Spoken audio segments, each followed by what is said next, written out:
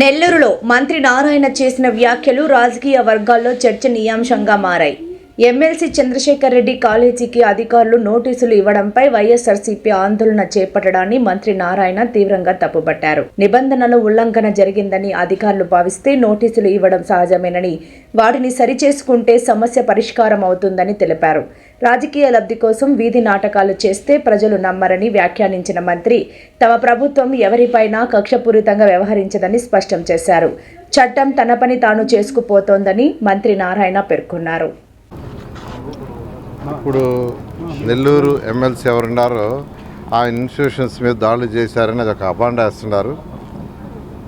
నేను క్లారిటీగా చెప్తున్నాను, నేను మంత్రిని ఈరోజు రాష్ట్రంలో ఎన్డీఏ ప్రభుత్వంలో మంత్రిని. మొన్న భీమవరంలో మా ఇన్స్టిట్యూషన్కి నోటీస్ ఇచ్చారని యాక్చువల్ టీవీలో వచ్చిందని నాకు గంటా శ్రీనివాస్ గారు ఫోన్ చేసి చెప్పారు. గంటా శ్రీనివాస్ గారు మా వెంకడు ఫోన్ చేసి ఏంది అని అడిగారు. అప్పుడు దాకా నాకే తెలియదు, ఎందుకంటే వాళ్ళ పని ప్రభుత్వం ఏం చేస్తుందో అది చేసుకుంటుంది. నేను మంత్రినే కూడా నా సొంత ఇన్స్టిట్యూషన్, మా పిల్లలు నడుపుతున్న ఇన్స్టిట్యూషన్స్ ఉన్నా ఆడేం జరుగుతుందో నేను పట్టించుకోవటంలా. చట్టం దానిపైన చేస్తుంది, రూల్స్ అండ్ రెగ్యులేషన్స్ ఇన్స్టిట్యూషన్ పాటించాలా. అదేవిధంగా వాళ్ళు అధికారులు నోటీసులు ఇచ్చి చేసిన దానికి నారాయణ సారు ఇంకొక ఆయన లేదా ఎడ్యుకేషన్ మినిస్టర్ చేశారు. ఏంది ఇది? దానికి ఎమ్మెల్సీలు అందరినీ తీసుకురావటం, దానికి ఒక ధర్నా చేసి హైప్ కావాలనుకోవటం, అట్లా అనుకుంటే నేను ఎన్నో చేసి ఉండాలి. 1924లో నిజంగా నారాయణ ఇన్స్టిట్యూషన్ మీద చేసినవి కానీ నేను కానీ చేస్తుంటే రోజు ప్రెస్లో ఉండేవాడిని, రోజు ఎవ్రీడే ప్రెస్లో ఉండేవాడిని. ప్రతిరోజు ఇన్స్టిట్యూషన్ మీద చేసిన గందరగోళాలకి, ఇచ్చిన నోటీసులకి, వాటికి ప్రతిరోజు నేను ప్రెస్లో ఉండాలా. కానీ ఇన్స్టిట్యూషన్స్ దానిపైన చేసుకుంటాయి. అదేవిధంగా ప్రభుత్వం ఏదైనా చేయాల్సి ఉంటే చేస్తారు.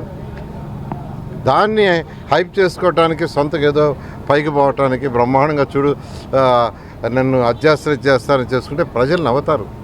ఇది నేను చెప్తున్నాను కదా, ఇది ప్రజలు అంత తేలిక లేరండి. ప్రజలకి ప్రజా పరిపాలన జరుగుతున్నా లేదా, వాళ్ళకి మంచి చెడు జరుగుతలేదా, వాళ్ళ పనులు అవుతున్నాయా లేదా, వాళ్ళకి ఒక మున్సిపల్ కార్పొరేషన్ ఏరియా అయితే దాంట్లో అన్నీ జరుగుతున్నాయా లేదా, ఇలా చూసుకుంటారు. దాని మీద కాన్సన్ట్రేషన్ చేయాలి. కానీ అసలు నాకు తెలియదు. నిజం చెప్తున్నాను, నేను నెల్లూరు సిటీ ఎమ్మెల్యే అయినా ఇక్కడ జరిగింది నాకు తెలియదు. అది ఎందుకంటే వాళ్ళు చేసే పని వాళ్ళు చేసుకుంటారు.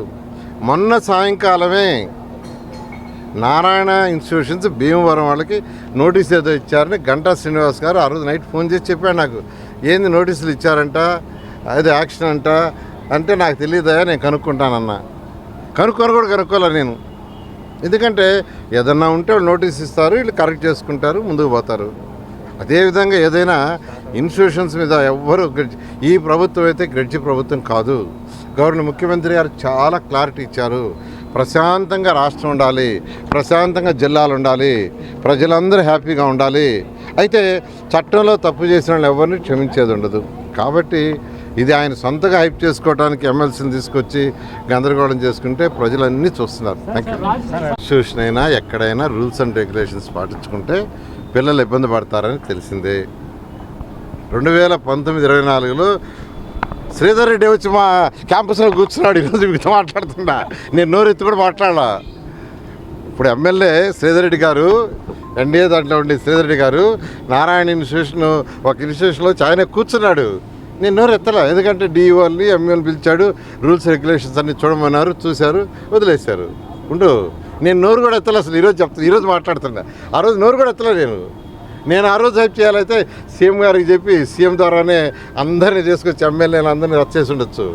కాబట్టి ఏదైతే ఇన్స్టిట్యూషన్స్ నడుపుకుంటున్నారో, వ్యాపారాలు చేసుకుంటున్నారో, వాళ్ళ వ్యాపారాలు వాళ్ళ ఇన్స్టిట్యూషన్ వాళ్ళు చేసుకోవటం ఈ ప్రభుత్వం ఎవ్వరి మీద గ్రెడ్జి తీసుకోదు. ఈరోజు నెల్లూరులో చూస్తున్నారు, ఏ వ్యాపారస్తుని మేము ఇబ్బంది పెట్టాలా, వాళ్ళు ఏ పార్టీ అయినా ఇబ్బంది పెట్టాలా. మీరు బాగా వ్యాపారాలు చేయండి, బాగా సంపాదించుకోండి, రాష్ట్రానికి ట్యాక్సులు కట్టండి, రాష్ట్రం ఆర్థికంగా డెవలప్ అవుద్ది. ఆర్థికంగా డెవలప్ అయితే మేము సంక్షేమ అభివృద్ధి రెండు చేస్తామనే నినాదంతో ముందుకు పోతాం.